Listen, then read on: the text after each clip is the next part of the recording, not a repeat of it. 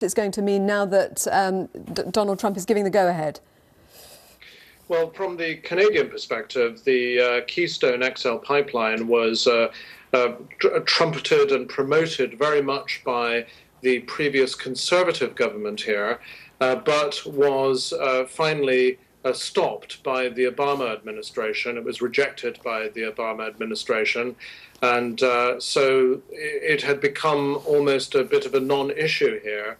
And ironically, the cabinet of Justin Trudeau, the Liberal Prime Minister, whose government has been held power here since late 2015, was holding a retreat precisely to discuss how to deal with the incoming Trump administration when they got the news that President Trump had decided to go ahead with the Keystone project.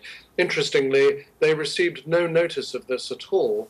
They found out through the US media that this was happening, and I think it's largely welcomed by the Trudeau government. Canada is an energy-producing country, and this would be a large project for a part of the country that has been depressed because of low oil prices. But as you say, it's hugely controversial in terms of the environment and has a lot of hurdles yet to overcome. Jesse Coleman from GreenPeace, economic benefits in Canada, and Donald Trump says 28,000 jobs as a result of it, as well as strengthening energy supplies for Americans. What is your view of it? Well, those are what have been called alternative facts, I believe. As the State Department found, the Keystone XL pipeline would create just 35 permanent jobs.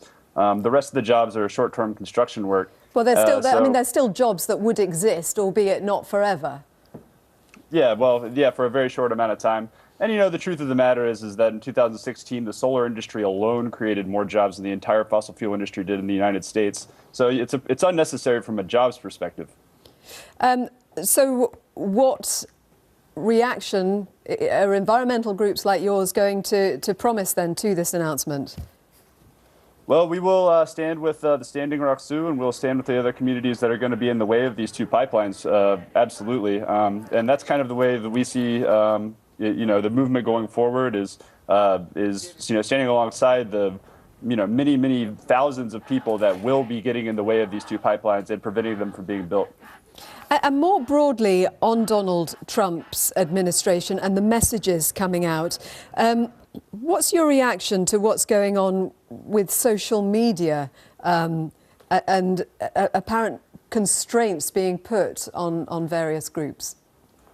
Well, frankly, it's very troubling. As you mentioned, he's shut down the ability for the EPA to communicate with the outside world. Many journalists can't reach the EPA for comment on the Environmental Protection Agency. Yep, sorry, carry on. That's right. Yep, and so that's what we're seeing is an attempt really to shut down communication on science and on facts of environmental concern. Lee, I know that you're joining us for the Canadian perspective, but I mean, as a journalist, just tell us a bit more about what reaction there has been to the constraints on social media and where the directive is coming from. Is it clear? No, I mean, the fact that Justin Trudeau, the Prime Minister here, was having that huddle means that, of his cabinet in the Canadian city of Calgary, it means that the government here is looking at the Trump administration with a great deal of nervousness because it's very unpredictable and nobody knows quite what this kind of policy on the fly really means. And of course, Canada has an enormous trading relationship with the United States. It's a trading relationship worth about $2 billion a day. And when Trump talks about protectionism and putting up fences and putting up walls, Canada wants to know and needs to know whether that means them as well. A senior Trump official did join this retreat and tried to reassure the Canadians, but apart from oil, there's also the huge auto pact between the two countries. So from an economic perspective, Canada, I think, is still looking at the Trump administration with a great deal of nervousness. And of course, the two leaders are ideologically very far apart as well. This is probably the most left of centre government in Canada since Justin's father, Pierre, was in power in the late 60s and early 70s. And Jesse Coleman, just a final thought on that freeze that Donald Trump has introduced on implementing at least 30 environmental rules that were finalised in the dying months of President Obama's time in office.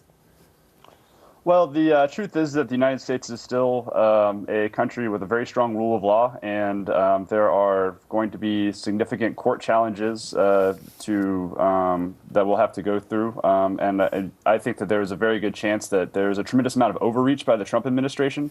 A lot of the things that he has already promised, and of these freezes specifically going forward, will have to be fought out in a courtroom, and that's not. And facts will have bearing in that case. So I'm hopeful about those actually being enacted. Jesse Coleman from GreenPeace, Lee Carter, journalist based in Toronto, thank you both very much. And we'll have more on all the latest developments from the Trump White House tonight at 7 p.m. in our new programme, 100 Days, with Katty Kay in Washington and Christian Fraser in London. At 7 o'clock here